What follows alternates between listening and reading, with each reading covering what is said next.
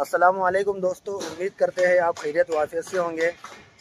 तो आ गए हम एक नई वीडियो के साथ में। तो आज की जो वीडियो बनने वाली है बहुत ही स्पेशल है और बहुत ही ख़ास वीडियो बनने वाली है। तो आज हम आपको लेकर जाने वाले हैं परभनी। वहाँ पर एक बहुत बड़ा प्रोग्राम होने वाले हैं। वहाँ पर असद अवैसी साहब आने वाले हैं, बहुत सारे उलमा कराम बड़े बड़े अकाबिर वहाँ पर आने वाले हैं। तो इंशाल्लाह हम भी वहाँ पर पहुँचेंगे, हमको भी दावत मिली है, 4-5 साथी साथ में हैं। तो इंशाल्लाह चलते हैं आगे और आपको बताते हैं। साथ में हमारे ये मौलवी अब्दुल अलीम साहब भी हैं। मौलवी साहब परभनी चढ़ रहे हैं ना आप? किस लिए जा रहे हैं वहाँ परभनी? माशाल्लाह। अच्छा अच्छा, और कौन कौन आ रहा है वहाँ पर? पूरी शख्सियत आ रही है। अच्छा। All India Muslim personal board के सदर जनाब हजरत मौलाना खालिद सैफुल्लाह रहमानी, बैरिस्टर असदुद्दीन अवैसी साहब और इनके अलावा मौलाना उमरान महफूज साहब, बहुत सारी शख्सियत आ रही है। हुकूमत ने वक्फ बोर्ड का कानून बनाकर संविधान के खिलाफ काम किया है, इसलिए हम ये चाहते हैं कि किसी भी हुकूमत पर यह कानून हुकूमत वापस ले। इसके लिए एहतजाज होने जा रहा है। इस एहतजाज के अंदर परभनी के अतराफ़ के जितने भी अहबाब हैं, मैं इनसे गुजारिश करूँगा कि कसीर तादाद के अंदर इस एहतजाज के अंदर शरीक रहें। इंशाल्लाह हम पहुँचेंगे और बिल्कुल एहतजाज करेंगे इसका। और मौलवी साहब भी साथ में हैं, मौलवी अब्दुल अलीम साहब है ये, और हम साथ में जाएंगे। और भी उलमा कराम अपने साथ में है ना, इंशाल्लाह 4-5 उलमा कराम में हम गाड़ी लेकर के जाएंगे यहाँ से। और आगे जैसा भी होगा, जिस तरह प्रोग्राम होगा इंशाल्लाह, तो हमको आपको हमारी ये वीडियो में देखने को मिलेगा। तो आप हमारे साथ में बने रहे। तो फिर मिलते हैं आपको थोड़ी देर के बाद।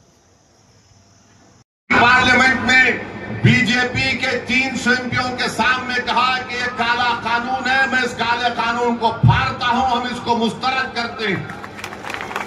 और काला कानून इसलिए है कि नरेंद्र मोदी ने कानून इसलिए बनाया ताकि मुंबई में जो भारत का सबसे दौलतमंद आदमी है, जिसने एक यतीम खाने पर जो वक्फ है, आगा खानी यतीम खाने पर इस दुनिया के दौलतमंद आदमी ने अपना महल वहां पर तामीर कराया। उनका मुकदमा सुप्रीम कोर्ट में चल रहा है। तो नरेंद्र मोदी ने अपने यार को फायदा पहुंचाने के लिए इस कानून में सेक्शन 2C को ला लिया और कहा कि कानून बनने से पहले जो ट्रस्ट होगा और इस कानून के बाद जो ट्रस्ट होगा वो वक्फ नहीं होगा, क्योंकि उस दौलतमंद आदमी ने आगा खानी वक्फ ट्रस्ट से जमीन को 22 करोड़ में खरीदा। तो यह कानून मोदी अगर किसी को फायदा पहुंचा रहे तो अपने दोस्तों को फायदा पहुंचा रहे। मैं महाराष्ट्र के मुख्यमंत्री जो ज्यादा ही मोहब्बत करते असदुद्दीन ओवैसी से, मैं उनसे पूछना चाह रहा हूं, क्या तुम उस दौलतमंद आदमी की बिल्डिंग को हासिल करोगे जो हमारी सफों में मीर जाफर, मीर सादिक और अबू जहल और अबू लहब के जानशीन हैं? मैं तुमसे पूछ रहा हूं, क्या तुम जाकर उस बिल्डिंग को हासिल करोगे जो यतीम खाने पर बनाई गई है? मगर कानून ऐसा बना दिया गया कि जैसे ही सुप्रीम कोर्ट ने अपना फैसला सुनाया, वो शख्स सेक्शन 2C के तहत उस यतीम खाने का मुकम्मल मालिक बन गया और हम उस जायदाद को खो दिए। ये कानून बनाया गया।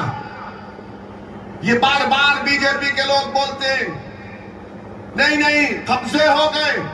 बीजेपी का एक पैम्फलेट बुकलेट निकाला गया, पढ़िए आप, जिसमें बीजेपी कह रहे हैं कि 70% वक्फ की जायदादों पर कब्जा हो गया।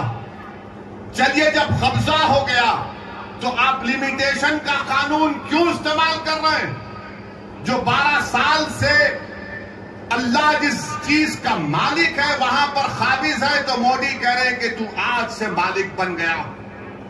तो 70% जायदादों का मालिक आप लैंड ग्रैबरों को, काबिजीन को बना रहे। तो वक्फ के मुफाद में क्या हो रहा बताइए आप। आपने क्यों कह दिया कि वही वक्फ कर सकता है जो 5 साल के लिए मुसलमान रहेगा? किसकी मां जनी जो मुझसे आके पूछेगा तो मैं all India Muslim personal board के इस मुबारक प्लेटफॉर्म से कह रहा हूं, अगर गुनाहगार मुसलमान भी होगा तो फख्र से कहेगा कि हाँ मैं गुनाहगार हूं, मगर मैं अल्लाह उसके रसूल को मानने वाला हूं। तुम कौन होते हैं मुझसे आकर दिखाना पड़ेगा। क्या तुम दिखाओगे? तुम 5 साल अपने मजहब पर चल रहे, नहीं चल रहे? ये कानून में जो प्रोविजन बनाया गया 5 साल का, ये सिर्फ इस्लाम को कबूल करने वालों के लिए नहीं है। अगर आप में से कल कोई जायदाद वक्फ को देना चाहता है तो कलेक्टर साहब बोलेंगे तुम 5 साल से इस्लाम पे चल रहे, नहीं चल रहे। अब ये और बात है कि कलेक्टर साहब को दीन इस्लाम के अहकामात के बारे में कुछ नहीं मालूम होगा। क्या कलेक्टर साहब ये तय करेंगे कि दाढ़ी मोदी के बराबर होनी चाहिए या ओवैसी के बराबर होने चाहिए कि प्रैक्टिसिंग मुसलमान है? अच्छा, अगर कोई हमारी बेटी या हमारी बहन या हमारी कोई खातून देना चाह रही तो कौन डिसाइड करेगा? कौन जाकर देखेगा क्या वो पर्दा नशीन है या वो हिजाब पहनती है, नहीं पहनती है? तुम कौन हो भाई? अच्छा, अगर किसी को पकड़कर पीट दिए, ये राक्षस है जो पकड़कर पीटते हैं और उससे कहेंगे कि तू JSR का नारा लगा दे, अगर वो लगा दिया तो वो प्रैक्टिसिंग है या नहीं? ये कानून क्यों बनाया गया? इसलिए कि हुकूमत तय करेगी कि आप इस्लाम पर है या नहीं। हुकूमत का क्या काम? ये तो आइन के इक्वालिटी के सेक्शन के खिलाफ है, आर्टिकल 14 के खिलाफ है, आर्टिकल 15 के खिलाफ है, आर्टिकल 25 के खिलाफ है, आर्टिकल 26 के खिलाफ है।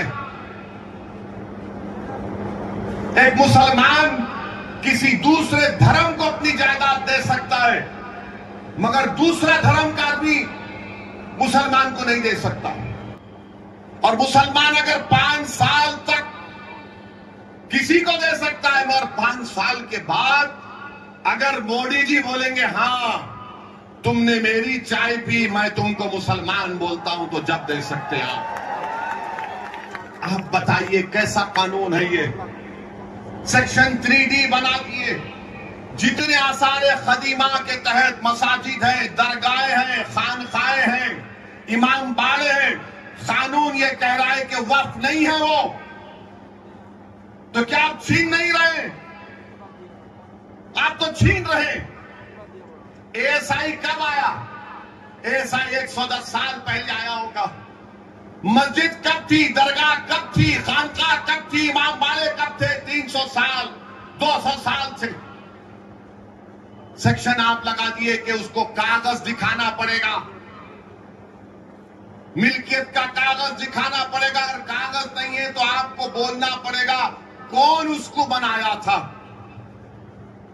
300 साल पहले, 200 साल पहले कौन बनाया, कैसे मालूम?